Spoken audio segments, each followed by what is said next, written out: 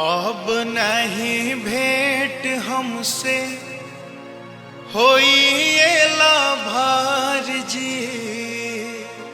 दूल्हा खोजेला पापा गईले सहार जी। अब नहीं भेंट हमसे होइला भार जी। दूल्हा खोजेला पापा गईले सहार जी।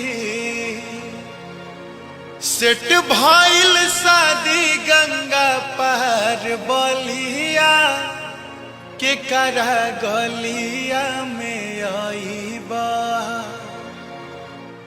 अब ना भेटई है तो हर जान ललिया के करा गलिया